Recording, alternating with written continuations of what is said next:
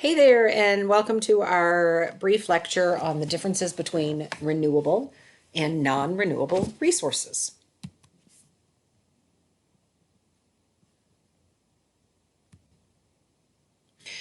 Energy resources are something that can be used to create energy. And most of us think of energy as electricity, but energy resources are also used to create fuel as well as electricity that can be used to power all sorts of different needs in modern human society. The differences between renewable and non-renewable energy really are based on whether the resources can be replenished or recreated or regenerated over a short enough time scale that it would be usable. Renewable energies are derived from things like the sun and wind and can easily be regenerated, whereas non-renewable cannot be replenished during a human lifetime. And therefore, things like coal and oil are classified as non-renewable.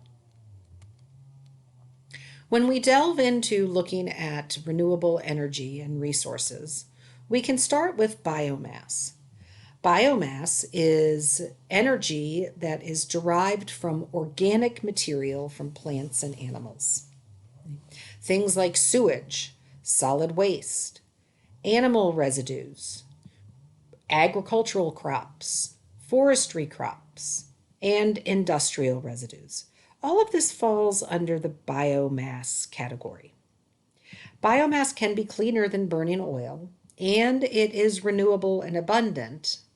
However, there are a couple major concerns about using biomass to create fuel. One is that when ethanol production became very widespread, ethanol is a fuel that is derived from corn crops, and the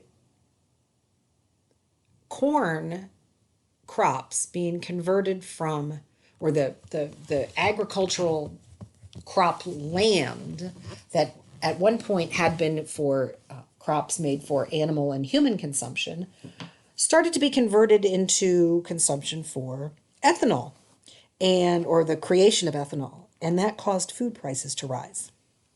Right? Another negative or con dealing with biomass is that it's not efficient to transport the raw material. Another type of renewable energy is geothermal. Temperatures inside the earth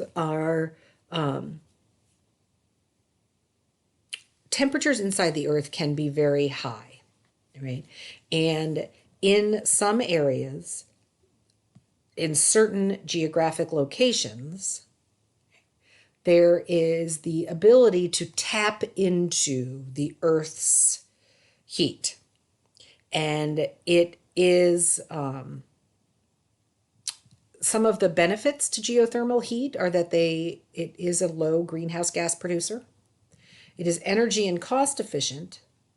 However, there aren't a lot of fields that are not on protected land. If you look at the regions where the geothermal signature is highest, much of this area is in land that is already under protected federal protections, whether it's national forests or national parks, and so you wouldn't be able to tap into those on a large scale. Hydropower is electricity and energy created from moving water. If you focus on in fact, I'll try to zoom in to the slide with the hydroelectric dam. Basically, water is barricaded behind a large structure. The water then drops down through the structure, turns turbines, and that creates electricity. Hydroelectric dams are and can be considered positive because they produce a lot of energy and they do not produce greenhouse gases. However, in recent years, the damage to the environment, both in terms of natural water temperatures, flow characteristics, silt load, can be very dramatic, and they are expensive to build. Much of the dams that were produced or that were built and generated electricity in the early to mid 1900s, states are actually now even considering to taking down some of those dams because they can be so negative to the environment. Solar power is a wonderful way to capture the sun's radiation and convert that into heat and electricity.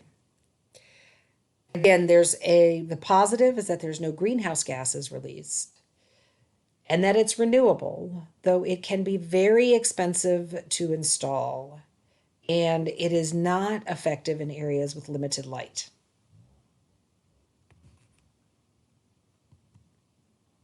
Wind power is another emerging technology that's being used to create renewable energy. And the wind turbines, which are these big circular blades, I guess, that turn through the air, and the turning of the wings, or the blades, produces electricity. Again, no greenhouse gases, and it is renewable. However, there's a very high initial cost, and there are very high, it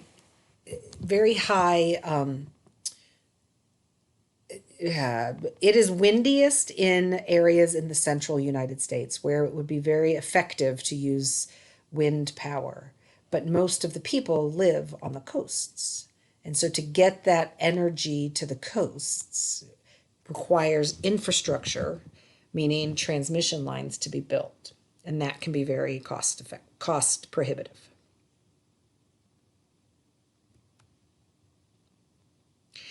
If we move into our non-renewable energy resources, we'll talk for just a minute about oil, natural gas, coal, and nuclear.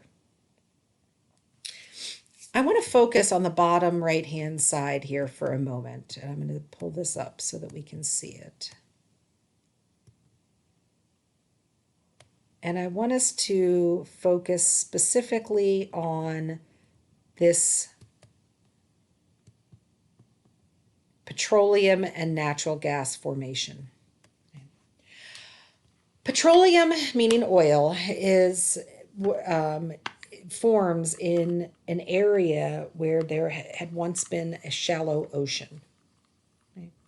Little sea or ocean plants and animals die and are buried on the ocean floor.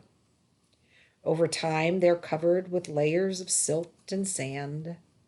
And millions of years after the remains are buried deeper and deeper, they are subjected to enormous amounts of heat and pressure.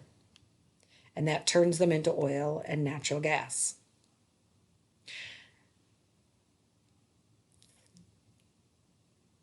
In order to tap into those reserves, we drill down through the rock layers of the sand and silt and rock to reach the rock formations that contain it.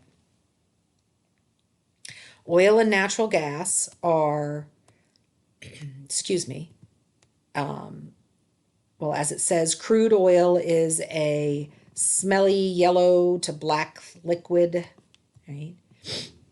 There are benefits to using it. It's very easy to produce and to transport, and it gives us a fairly high energy output. But it is non-renewable. It is region specific. It has high amounts of greenhouse gases are produced, and there is extensive environmental damage from oil spills. So if we look at where we are drilling currently for oil and natural gas, Those are areas where there once was a shallow sea or ocean. Again, natural gas, methane, right? Methane is often found in the same environment as the petroleum. The gas is a little bit less dense than the oil, and so the gas will rise to little pockets, and we're able to tap into that.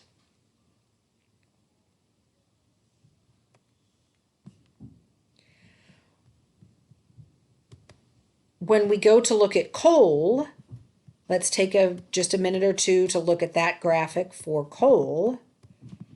And coal forms in an area where there was once a swamp. Before the dinosaurs, giant plants died in swamps. Over millions of years, the plants were buried under water and dirt. And over time, heat and pressure compressed and turned the dead plants into coal. So we say today, where you see coal, there was once an ancient swamp. Coal is a combustible black and brownish rock, mostly made of carbon and hydrocarbons. The energy in coal comes from the energy stored by plants that lived hundreds of millions of years ago. Some of the benefits or the positives associated with coal is that it is fairly abundant and has a high energy output. But it is non-renewable. The extraction of coal is very destructive to the environment, and it does produce a lot of greenhouse gases. Lastly, we look at nuclear power and the nuclear reaction of fission. When atoms are split apart to form smaller atoms, releases energy. Nuclear power plants use this energy to produce electricity. There are some very good pros about it. It does not produce greenhouse gases. It's efficient as an energy producer. It's fairly abundant. And so you may say, well, gosh, those sound like great things. So then why don't we use it more often? And the cons are that it's expensive to build and maintain the reactors. The waste that is produced is radioactive waste, and it is very difficult to dispose of that waste. Heated wastewater is harmful to aquatic life. And lastly, terrorism threats with spent fuel. So the waste can also then become a threat by with concern that a rogue nation may try to access that waste and use it in a harmful manner. So again, that's just a brief summary of the differences between renewable and non-renewable resources.